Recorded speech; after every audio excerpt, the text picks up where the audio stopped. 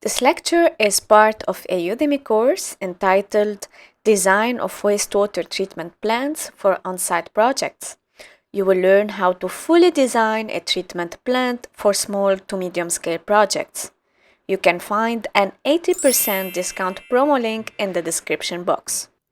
Hello everyone and welcome to this new lecture that will be about the equalization tank in a wastewater treatment plant. In this lecture, we will describe this pre-treatment process as well as the design calculations based on the rule of thumb as well as the scientific approach. What we are seeing here is a typical wastewater treatment scheme. As you know, we have many stages in a wastewater treatment. The equalization tank directly comes after the screening. So we are in the pre-treatment process. So this is the pre-treatment before the primary treatment. We are still preparing the wastewater to be safely treated in the later stages. So an equalization tank, as I have said, directly comes after the screening process. Then we have the primary treatment, which is the sedimentation in this case. An equalization tank is actually a tank. So we have a tank that will be filled with the wastewater before we have the screening process. As I have mentioned, it is a very crucial step to remove the big objects. So anything that can damage the mechanical parts of the wastewater treatment plant, like a tree branch, for example, like stones, etc. These must be trapped in the coarse or fine screen. Then we have the equalization tank, where the flow will accumulate and then it will be pumped. So we have a pump. So this is the pipe. And the main purpose of this tank is to steadily pump the wastewater into the primary sedimentation tank or any other type of primary treatment. So we will have steady pumping, a steady flow. The same flow will be pumped for each hour in this tank. So this is the main purpose of the equalization tank, to act like a buffer. So it will collect the raw sewage inflowing at fluctuating rate. And why we have a fluctuating rates that are incoming to the wastewater treatment plant? Let's see here this graph. We have a plot of the flow rate in meter cubes per hour versus the time, the hours. And what we are seeing here is the water consumption. So the blue curve is the water consumption of, let's say, a typical human being. Notice that during the night, we don't have a water consumption or a very low water consumption. Then at the morning, we have the first peak. Notice we have the first peak. So this is where a typical human being wakes up at 6, 7 to 8 a.m. So we have some activity, we have toilet flushing, we have maybe the use of the shower, the washing machine, etc. So we have a heavy consumption during the morning. Then a typical human being leaves the house. So we have a drop of the water usage and the water consumption. So usually we leave to our work, to our school, to our college. Then we come back during the evening. Notice we have another peak because we have another heavy usage of the water. And actually the water is fluctuating and we don't want this fluctuation into our wastewater treatment plant. So this is why we are using the equalization tank. We are storing this wastewater for a few hours and pumping it steadily into the primary treatment.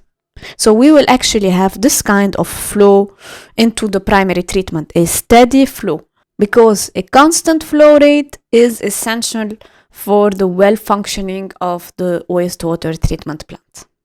When do we use this equalization tank? This is actually not required for low flows or for small scale projects. So, for example, if you are designing a septic tank, a small wastewater treatment plant that will be placed around your house, for example, of course, no need for an equalization tank. Any on site or small scale wastewater treatment plant does not require an equalization tank. Consider using it for medium scale to large scale projects. It usually comes after the screening process.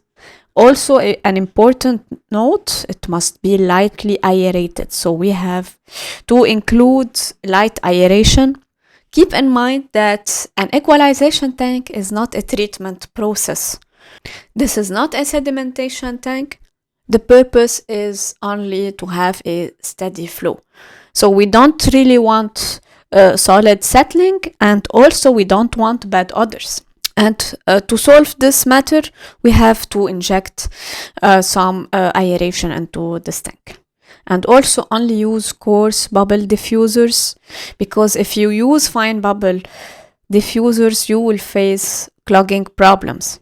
Okay, so let's say this is the diffuser. A diffuser is usually a disc that has perforations, and from this perforation we have the injection of the air. When we say fine bubble diffusers, the perforations are small, while for the coarse bubble diffusers we have larger perforations. So obviously small perforations might get clogged, so only use coarse bubble diffusers. So this is how a typical equalization tank looks like. So we have an inlet pipe. We have the flow that is incoming from coarse screening or fine screening. Then the water will stay for a few hours in this tank. And we have aeration. Notice we have here an aeration pipe, and we have coarse bubble diffusers that are injecting air into this tank. Then we have the lifting pump, as you can see here, and these pumps will actually pump this wastewater into the first stage, which is usually a sedimentation tank. Now let's see how to design this tank. We will start by a simple rule of thumb. So the design that is based on the retention time. When we say retention time, so this is the time or the duration the water will stay in this tank. And we usually consider 4 to 6 hours. So the water must stay 4 to 6 hours before being pumped. It can go up to 12 hours in some regulations. You have also to consider a freeboard of 0.3 to 0.5 meters. When we say freeboard, this is the distance between the maximum water level and the top of the tank. So this is the freeboard. Okay. It must be between 30 to 50 centimeters. And for the air requirements, so for the aeration, we have also a simple rule of thumb. You have to consider 0.02 meter cubes per air for each 1 cubic meter of volume of the tank. So for each 1 meter cube of volume, so V, we have to choose 0.02 cubic meters of air. This is air per minute.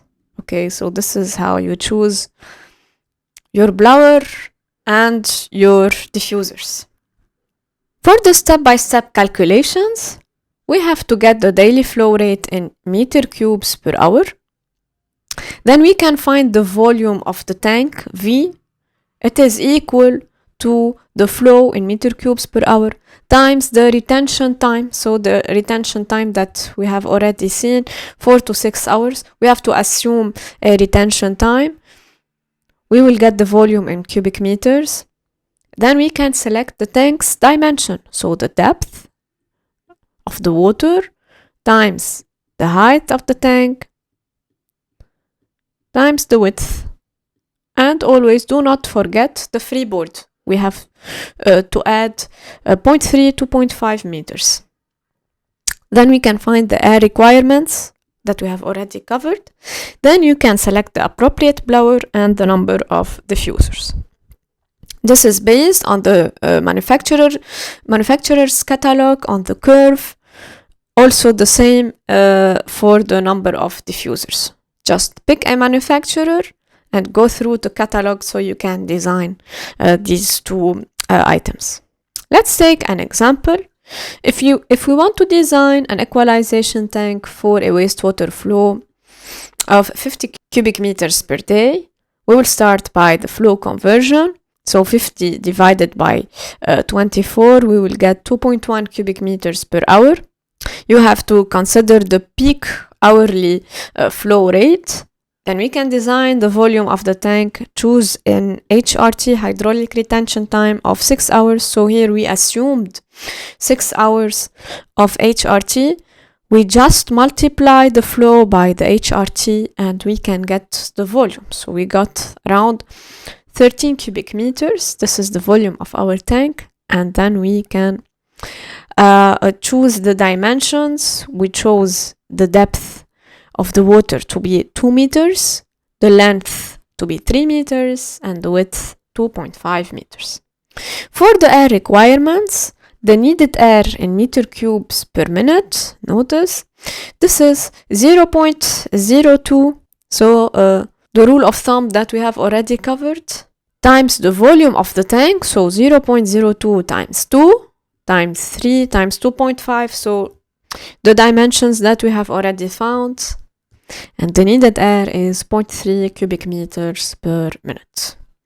We have another way to design our tank, which is the scientific approach, which is, of course, more accurate, but in this case, you need data. So we need to know the hourly consumption of the population we are designing the wastewater treatment plant for. We need to plot the hourly cumulative inflow in meter cube, and also you need to get the average, which will be considered as the outflow. Then we need to check the maximum difference, which is this part of the curve. We just draw a vertical line, and then with simple reading, so we can see that the maximum difference is 150 minus 60. So this is 60. So we do 150 minus 60, we get 90 cubic meters. This is for this case, for this example. And this would be the volume of our equalization tank. So we are done with this lecture. Please don't forget to like and subscribe.